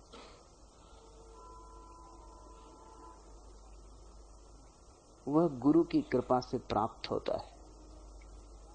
आदि सच, जुगादि सच, है भी सच, नानक होसी भी सच। वह आदि में सत्य है, युगों के आरंभ में सत्य है, अभी सत्य है। नानक कहते हैं वह सदा सत्य है, भविष्य में भी सत्य है। सत्य और असत्य की यही परिभाषा है। असत्य वो जो कभी नहीं था, अब है और कभी फिर नहीं हो जाएगा। असत्य का अर्थ है दो छोरों पर जो नहीं और बीच में है। सपना, सुबह तुम उठे तब खो गया, रात तुम जब सोए तब नहीं था। इसलिए तो सुबह तुम कहते हो सपना झूठा था, सच नहीं, क्योंकि सांझ नहीं था, सुबह फिर नहीं। तुम्हारा ये शरीर एक दिन नहीं था, एक दिन फिर नहीं हो जाएगा। ये शरीर झूठा है। क्रोध आया, एक क्षण पहले नहीं था और घड़ी भर बाद फिर चला जाएगा। ये क्रोध सपना है, ये सच नहीं। जो सदा है वही सत्य है। और अगर तुम इसको धारणा को गहरे ले जाओ तो तुम्हारे जीवन में रूपांतरण हो जाएगा। उससे बहुत ज्यादा ग्रसित मत होना जो बदलता है। तुम उसी की तलाश करना जो अबदला, सदा स्थायी और स्थिर। कौन है तुम्हारे भीतर जो कभी नहीं बदलता? उसको ही खोजो। जरूर वो तुम्हारे भीतर है, क्योंकि सब बदलाहट उसी पे होती है। जैसे गाड़ी का चाक चलता है तो एक कील पे चलता है जो ठहरी रहती, चाक चलता रहता है, कील ठहरी रहती। तुम कील को अलग कर लो, चाक फौरन गिर जाएगा। जो परिवर्तन हो रहा है वो भी शाश्वत के ऊपर हो रहा है। कील आत्मा की ठहरी हुई है, शरीर का चक्र घूम रहा है। जैसे ही कील अलग हुई, चाक गिर जाता है। नानक कहते हैं, आदि सच, जुगादि सच, है भी सच, नानक होसी भी सच। वही सत्य है, वही एक, क्योंकि वो पहले भी था, अभी भी है, कल भी होगा, सदा रहेगा, और से सब सपना। ये एक वचन अगर तुम्हारे मन में गहरा बैठ जाए, जब क्रोध आए तब दोहराना अपने मन में, आदि सच, जुगादि सच, है भी सच, नानक होसी भी सच। घृणा आए, लोभ आए, दोहराना। और ध्यान रखना कि जो अभी नहीं था, अभी हुआ, सपना है, खो जाएगा। इसमें ज्यादा ग्रसित होने की जरूरत नहीं, साक्षी भाव रखना। धीरे धीरे तुम पाओगे कि व्यर्थ अपने आप गिरने लगा, क्योंकि तुम्हारे उससे संबंध टूट गए और सार्थक का जन्म होने लगा, शाश्वत उठने लगा, संसार खोने लगा।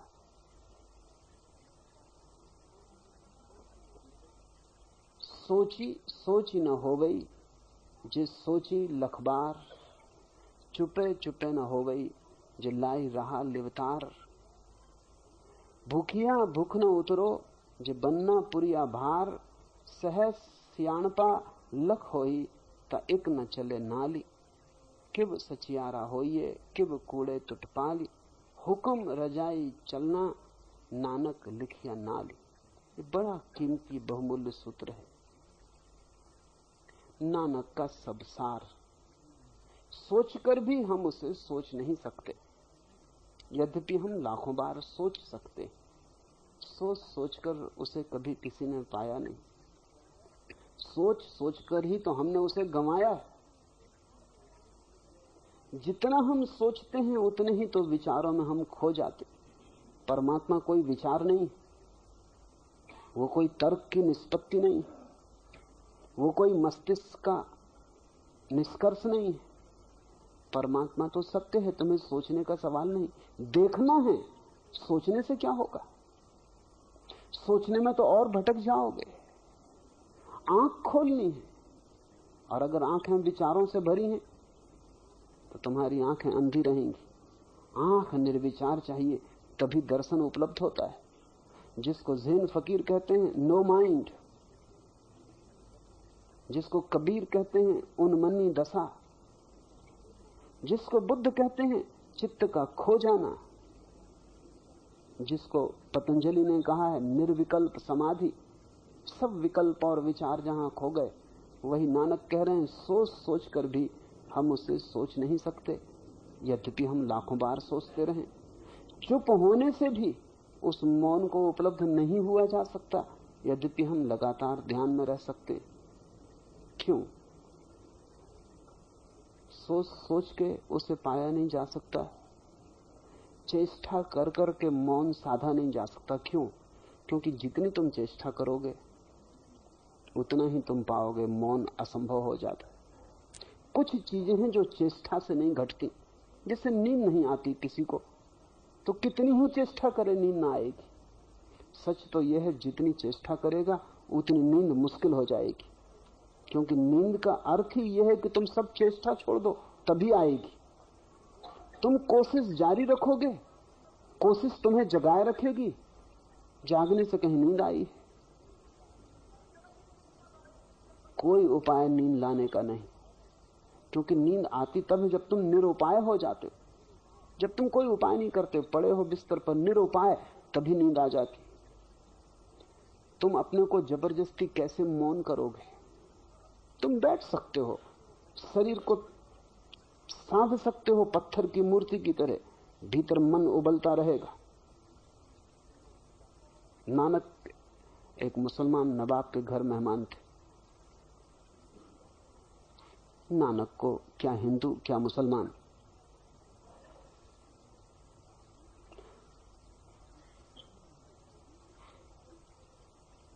जो ज्ञानी है उसके लिए कोई संप्रदाय की सीमा नहीं। उस नवाब ने नानक को कहा कि अगर तुम सच ही कहते हो कि न कोई हिंदू न कोई मुसलमान, तो आज शुक्रवार का दिन है, हमारे साथ नमाज पढ़ने चलो। नानक राजी हो गए, पर उन्होंने कहा कि अगर तुम नमाज पढ़ोगे तो हम भी पढ़ेंगे। नवाब ने कहा, यह भी कोई शर्त की बात हुई, हम पढ़ने जा ही रहे।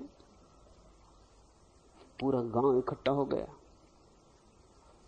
मुसलमान हिंदू सब इकट्ठे हो गए। हिंदुओं में तहलका मच गया। नानक के घर के लोग भी पहुंच गए कि ये क्या कर रहे हो। लोगों को लगा कि नानक मुसलमान होने जा रहे। लोग अपने भय से ही दूसरों को भी तौलते हैं। नानक मस्जिद गए, नमाज पढ़ी गई। नवाब बहुत नाराज हुआ, बीच बीच में लौट लौट के देखता था कि नानक ना तो झुके न नमाज पढ़ी, बस खड़े। जल्दी जल्दी नमाज पूरी की, क्योंकि क्रोध में कहीं नमाज हो सकती।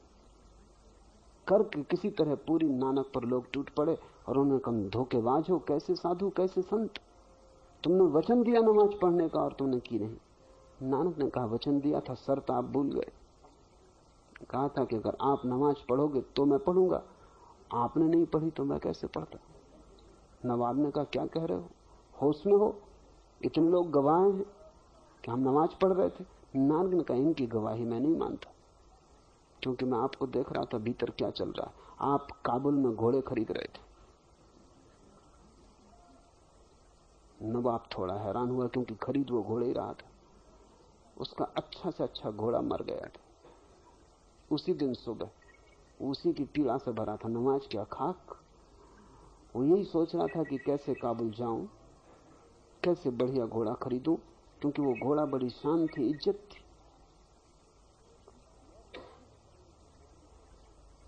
और नानक ने कहा, ये जो मौलवी है तुम्हारा, जो पढ़वा रहा था नमाज, ये खेत में अपनी फसल काट रहा था। और ये बात सच थी। मौलवी ने भी कहा कि बात तो ये सच है, फसल पक गई और काटने का दिन आ गया, गांव में मजदूर नहीं मिल रहे और चिंता मन पर सवार है। तो नानक ने कहा, अब तुम बोलो, तुमने नमाज पढ़ी जो मैं साथ दूं। तुम जबरदस्ती नमाज पढ़ लो, तुम जबरदस्ती ध्यान कर लो, तुम जबरदस्ती पूजा प्रार्थना कर लो। क्या तुम कर रहे हो इसका कोई मूल्य नहीं। क्या तुम्हारे भीतर चल रहा है? तुम पत्थर की मूर्ति की तरह बैठ जाओ, इससे क्या होगा? शरीर को साध लोगे, इससे क्या मन सधेगा? मन में तो वही चलता रहेगा जो चल रहा था, और भी जोर से चलेगा, क्योंकि जब शरीर काम में लगा था तो शक्ति बटी थी। अब शरीर बिल्कुल निष्क्रिय है, सारी शक्ति मन को मिल गई। अब मन में और जोर से विचार उठेंगे। इसलिए लोग जब भी ध्यान करने बैठते हैं तब ज्यादा विचार उठते हैं। पूजा करने बैठते हैं तब बाजार का बहुत ख्याल आता है। जब भी बैठते हैं, घंटी वगैरह बजाते हैं मंदिर में जाके, तभी पाते हैं कि भीतर न मालूम क्या खराबी है, कि ऐसे सब ठीक चलता है। सिनेमा में बैठ जाए, मौन आ जाता है, थोड़ी शांति हो जाती, लेकिन मंदिर मस्जिद में गुरुद्वारे में बिल्कुल शांति नहीं। बात क्या है? सिनेमा तुम्हारी वासनाओं से संगत है। वहां वही जगाया जा रहा है जो तुम हो, वहां वही उभारा जा रहा है जो तुम्हारे भीतर भरा है। वही कूड़ा करकट, वही कचरा तुमसे तालमेल बैठ जाता है। मंदिर में कुछ ऐसी पुकार की जा रही जिससे तुम्हारा कोई तालमेल नहीं, वहां सब गड़बड़ हो जाती। नानक कहते हैं, चुप होने से भी कुछ ना होगा, उस मौन को नहीं पाया जा सकता। यद्यपि हम लगातार ध्यान में रह सकते हैं, बैठे रहो दिन रात, कुछ भी ना होगा। भूखों की भूख नहीं जाएगी, यद्यपि हम पुड़ियों के पहाड़ ही क्यों ना जमा कर लें, क्योंकि ये भूख पुड़ियों से भरने वाली नहीं। ये जो ध्यान की भूख है, ये जो परमात्मा की भूख है, ये कोई साधारण भूख नहीं, इस संसार की कोई भी चीज इसे बुझा ना सकेगी। ये तृषा अनूठी, और परमात्मा ही उतरे धार बनकर तो ही बुझ सकती है। किस भांति हम सच्चे बने, किस भांति झूठ के पर्दे का नाश हो। नानक कहते हैं कि उसके हुक्म और उसकी मर्जी के अनुसार, जैसा उसने नियत कर रखा है, लिख रखा, उसके अनुसार चलने से ही ये हो सकता है। ये वचन अति ध्यान पूर्वक समझने का है। हुक्म रजाई चढ़ना, नानक लिखिया नाल। नहीं, तुम्हारे करने से कुछ भी ना होगा। तुम जो भी करोगे तुम ही करोगे। तुम सच भी बोलोगे तो तुम्हारे झूठे व्यक्तित्व से ही सच निकलेगा, वो सच भी झूठा हो जाएगा। तुम सच लाओगे कहां से? तुम बिल्कुल झूठे हो, इससे कोई फर्क ना पड़ेगा। नानक एक गांव में ठहरे थे। गांव में जो प्रधान था गांव का, उसने निमंत्रण दिया था सारे गांव को भोज का। कोई यज्ञ चल रहा था, नानक को भी बुलाया था। नानक गए नहीं, और एक गरीब आदमी के घर में ठहरे थे। उस आदमी का नाम था लालू। गरीब बढ़ई था, उसकी कोई हैसियत न थी, रूखी सूखी रोटियां थी। और गांव के अमीर ने निमंत्रण दिया था, अनेक बार आदमी आए बुलाने, नहीं। जब माना अमीर खुद आया, नानक को लेके गया। नानक ने कहा, तुम चाहते हो तो चलूंगा। उसने पूछा महल में ले जाकर कि मेरे शुद्धतम भोजन को इंकार करते हो, और उस गरीब का अशुद्ध भोजन। वो ब्राह्मण भी नहीं है, ये शुद्ध ब्राह्मणों ने स्नान करके गंगा जल से इस सब को तैयार किया है, पवित्रतम, और तुम इसे इंकार करते हो। नानक ने कहा कि मैं तुम अब जिद्दी करते हो तो कहूं थोड़ा भोजन तुम्हारा ले आओ। लालू भी पीछे पीछे चला आया था, उससे कहा तू भी अपनी रूखी रोटी ले आ। कहते हैं प्रतीक कहानी है कि नानक ने एक हाथ में लालू की रोटी और एक हाथ में हलवा पूड़ी उस धनपति की लेकर निचोड़ी। तो लालू के सूखी रोटी से तो दूध की धार बही, और दूसरी हाथ से लहू की बूंदें टपकी। नानक ने कहा, तुम अशुद्ध हो तो तुम ब्राह्मणों से भोजन बनवाओ, कि गंगा के पानी को बुलवाओ, कि एक एक गेहूं को धो के साफ करके बनवाओ, इससे कोई फर्क ना पड़ेगा। तुम्हारा सारा जीवन शोषण, बेईमानी, चोरी, झूठ का है। तुम्हारी हर रोटी में खून छिपा है। खून निकला या नहीं ये सवाल महत्वपूर्ण नहीं है, लेकिन बात तो सच है। तुम कैसे सच्चे होगे? तुम ही तो सच्चे होगे ना, कौन उपाय करेगा? तो नानक कहते हैं तुम्हारे किए कुछ भी ना होगा। तुम बेईमान हो तो तुम्हारी सच्चाई में भी बेईमानी घुस जाएगी। तुम सच भी ऐसा बोलोगे कि जब तुम्हारी बेईमानी को उससे फायदा होता हो। तुम सच भी इस ढंग से बोलोगे कि दूसरे को दुख पहुंचे। तुम ऐसे सच की तलाश करोगे जिससे दूसरे के हृदय में छुरा। तुम झूठ से लोगों को नुकसान पहुंचाते थे, तुम सच से भी नुकसान पहुंचाओगे। तुम जो भी करोगे वो गलत होगा, क्योंकि तुम गलत हो। उपाय क्या है? तो नानक कहते हैं उपाय एक ही है कि उसके हुक्म और उसकी मर्जी के अनुसार सब उस पर छोड़ दो। जैसा वो जिलाए जियो, जैसा वो कराए करो, जहां वो ले जाए जाओ। उसका हुक्म तुम्हारी एकमात्र साधना हो जाए। तुम अपनी मर्जी हटाओ, उसकी मर्जी को आने दो। तुम स्वीकार कर लो, जीवन जैसा हो परमात्मा ने दिया है वही जाने। तुम इंकार मत करो। दुख आए तो दुख को भी इसकी मर्जी, और अहोभाव रखो, धन्य भाव रखो कि अगर उसने दुख दिया है तो जरूर कोई राज होगा, कोई अर्थ होगा, कोई रहस्य होगा। तुम शिकायत मत करो, तुम धन्यवाद से ही भरे रहो। वो तुम्हें जैसा रखे, गरीब तो गरीब, अमीर तो अमीर, सुख में तो सुख में, दुख में तो दुख में, एक बात तुम्हारे भीतर सतत बनी रहे कि मैं राजी हूं, तेरा हुक्म मेरा जीवन है। और तब तुम अचानक पाओगे कि तुम शांत होने लगे।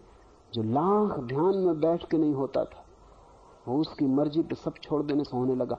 हो ही जाएगा, क्योंकि चिंता का कोई कारण न रहा। चिंता क्या है कि जैसा हो रहा है उससे अन्यथा होना चाहिए।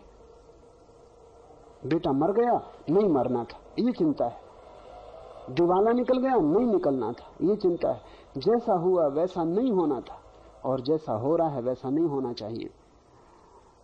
तुम अपनी मर्जी को थोपने की कोशिश कर रहे हो जीवन पर, यही तुम्हारी चिंता है। फिर इससे तुम परेशान हो। फिर इस परेशानी को भीतर ढोते हुए तुम ध्यान करने बैठते हो। तब तुम खेत में फसल काटोगे, काबुल में घोड़ा खरीदोगे। वो चिंता तुम्हारी जो थी पीछे रहेगी, वो तुम्हारे ध्यान को भी विकृत कर देगा। तब तुम कैसे शांत हो सकोगे? शांति का एक ही गुर है। तुम्हें ठीक समझ में आ जाए तो पूरब की सारी खोज समझ में आ सकती है। पूरब की सारी खोज है लाओसे से लेकर नानक तक कि जो हो रहा है उसे स्वीकार कर लो। Total acceptability. इसका पुराना नाम भाग्य, वो शब्द बिगड़ गया। सब शब्द बहुत दिन उपयोग करने से बिगड़ जाते, क्योंकि गलत लोग उपयोग करते हैं, गलत अर्थ जुड़ जाते। अब तो किसी की निंदा करनी हो तो कह दो कि भाग्यवादी। लेकिन भाग्य, यही तो अर्थ है भाग्य का। कि नानक कहते हैं, हुक्म रजाई चढ़ना, नानक लिखिया नाल। जो लिखा है वो होगा, लिख रहा है वही होगा। अपनी तरफ से कुछ भी करने का उपाय नहीं, कोई परिवर्तन नहीं हो सकता। फिर चिंता किसको? फिर बोझ किसको? जब तुम बदलना ही नहीं चाहते कुछ, जब तुम उससे राजी हो, उसकी मर्जी में राजी हो, जब तुम्हारी अपनी कोई मर्जी नहीं, तब कैसी बेचैनी,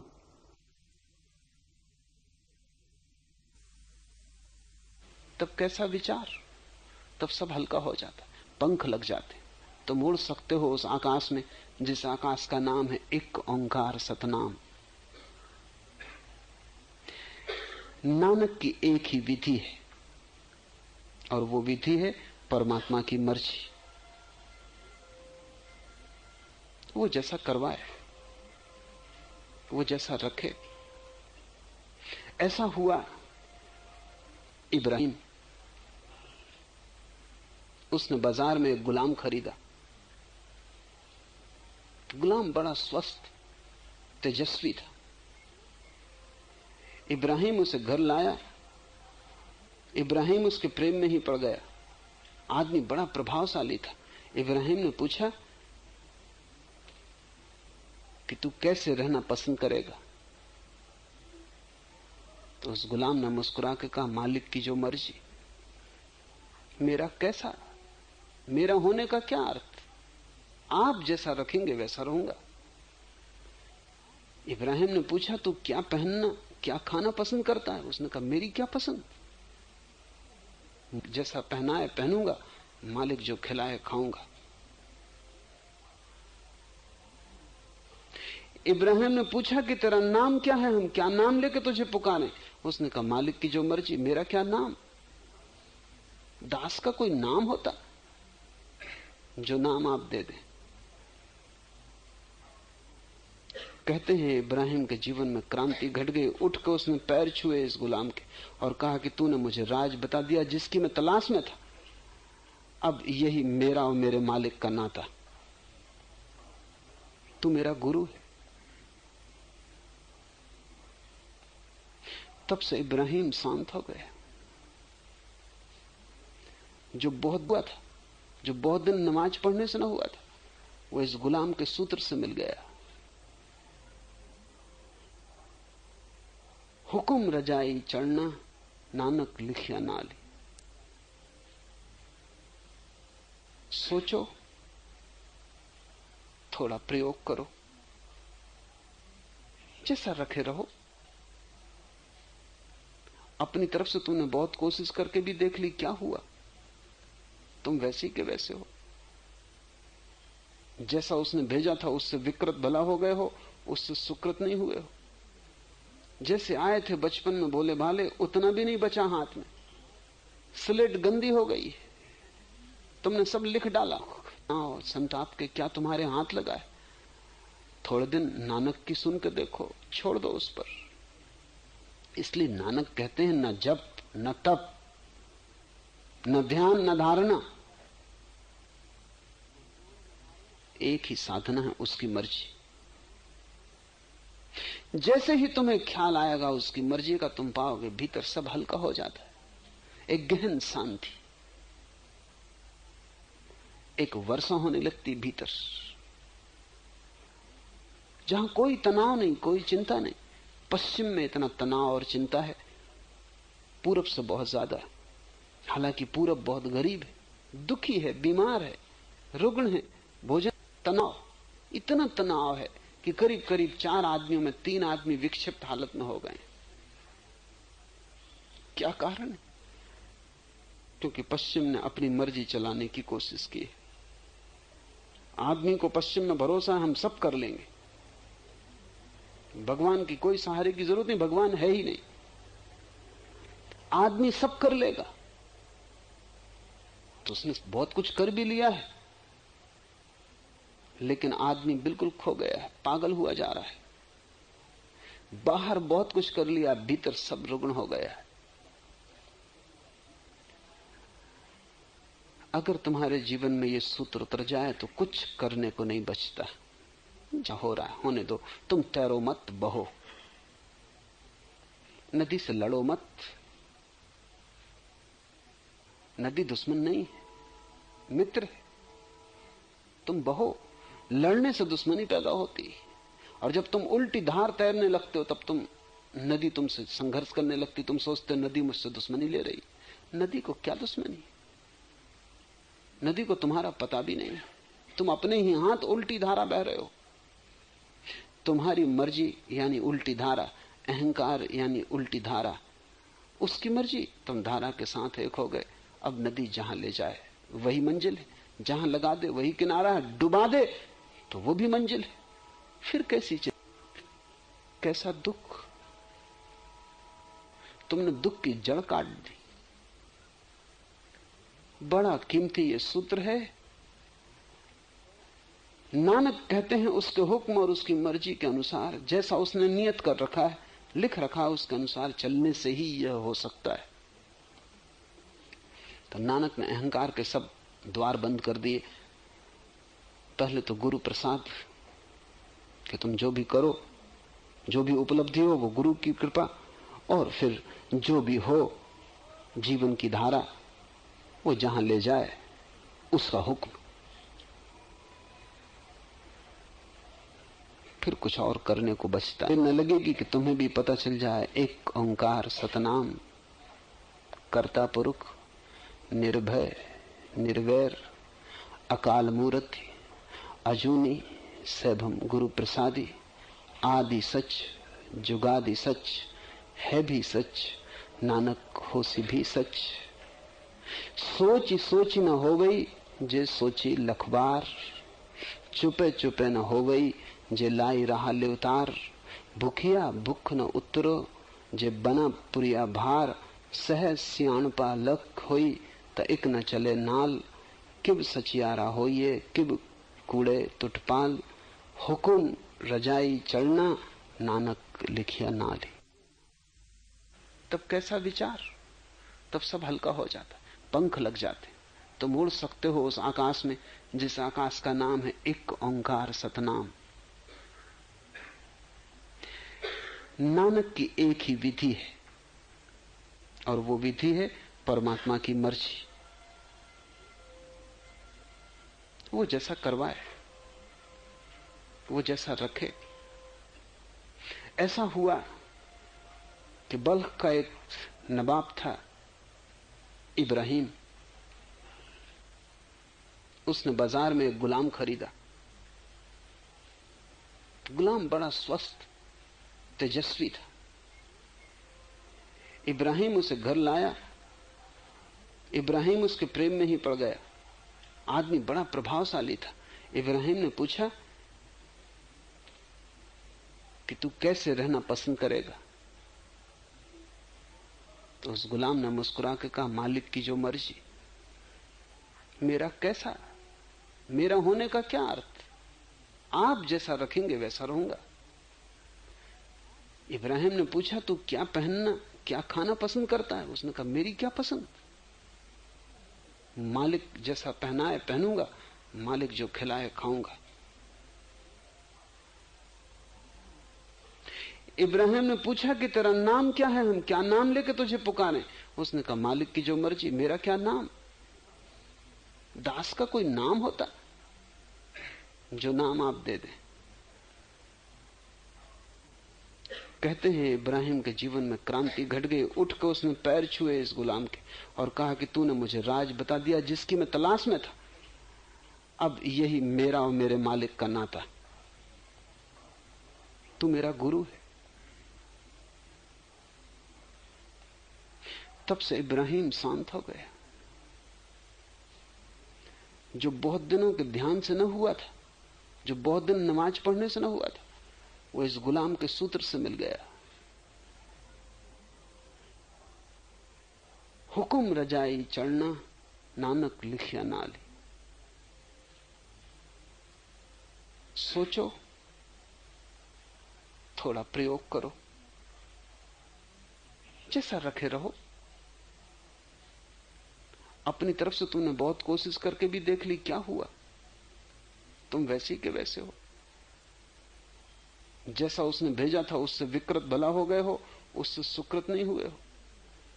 जैसे आए थे बचपन में भोले भाले, उतना भी नहीं बचा हाथ में।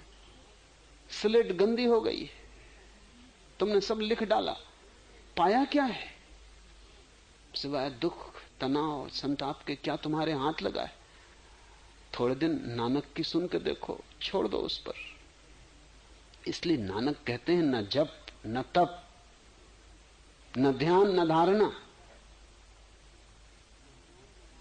एक ही साधना है, उसकी मर्जी। जैसे ही तुम्हें ख्याल आएगा उसकी मर्जी का, तुम पाओगे भीतर सब हल्का हो जाता है। एक गहन शांति, एक वर्षा होने लगती भीतर, जहां कोई तनाव नहीं, कोई चिंता नहीं। पश्चिम में इतना तनाव और चिंता है, पूरब से बहुत ज्यादा। हालांकि पूरब बहुत गरीब है, दुखी है, बीमार है, रुग्ण है, भोजन नहीं, कपड़े नहीं, छप्पर नहीं। पश्चिम में सब है, फिर भी चिंता, तनाव। इतना तनाव है कि करीब करीब 4 आदमियों में 3 आदमी विक्षिप्त हालत में हो गए। क्या कारण है? क्योंकि पश्चिम ने अपनी मर्जी चलाने की कोशिश की है। आदमी को पश्चिम में भरोसा, हम सब कर लेंगे, भगवान की कोई सहारे की जरूरत नहीं, भगवान है ही नहीं, आदमी सब कर लेगा। तो उसने बहुत कुछ कर भी लिया है, लेकिन आदमी बिल्कुल खो गया है, पागल हुआ जा रहा है। बाहर बहुत कुछ कर लिया, भीतर सब रुग्ण हो गया है। अगर तुम्हारे जीवन में यह सूत्र उतर जाए तो कुछ करने को नहीं बचता। जैसा हो रहा है होने दो। तुम तैरो मत, बहो, नदी से लड़ो मत। नदी दुश्मन नहीं है, मित्र है। तुम बहो, लड़ने से दुश्मनी पैदा होती है। और जब तुम उल्टी धार तैरने लगते हो, तब नदी तुमसे संघर्ष करने लगती। तुम सोचते नदी मुझसे दुश्मनी ले रही। नदी को क्या दुश्मनी? नदी को तुम्हारा पता भी नहीं। तुम अपने ही हाथ उल्टी धारा बह रहे हो। तुम्हारी मर्जी यानी उल्टी धारा, अहंकार यानी उल्टी धारा, उसकी मर्जी, तुम धारा के साथ एक हो गए। अब नदी जहां ले जाए वही मंजिल है, जहां लगा दे वही किनारा है, डुबा दे तो वो भी मंजिल है। फिर कैसी चिंता, फिर कैसा दुख? तुमने दुख की जड़ काट दी। बड़ा कीमती ये सूत्र है।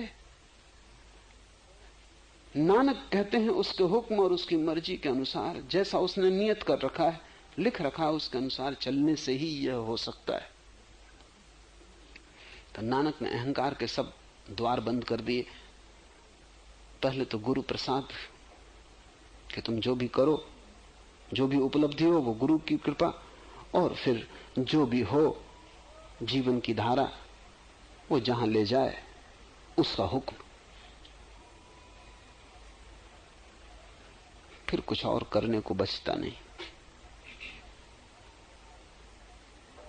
और तब ज्यादा देर न लगेगी कि तुम्हें भी पता चल जाए एक ओंकार सतनाम, कर्ता पुरुष, निर्भय निर्वैर, अकाल मूर्ति, अजूनी सैभम गुरु प्रसादी, आदि सच जुगादि सच, है भी सच नानक होसी भी सच। सोच सोच न हो गई जे सोची लखबार, चुपे चुपे न हो गई जे लाई रहा ले उतार। भूखिया भूख न उतरो जे बना पुरिया भार, सहज सियाणपा लख होई त इक न चले नाल। किब सचियारा होइए किब कूड़े तुटपाल, हुकुम रजाई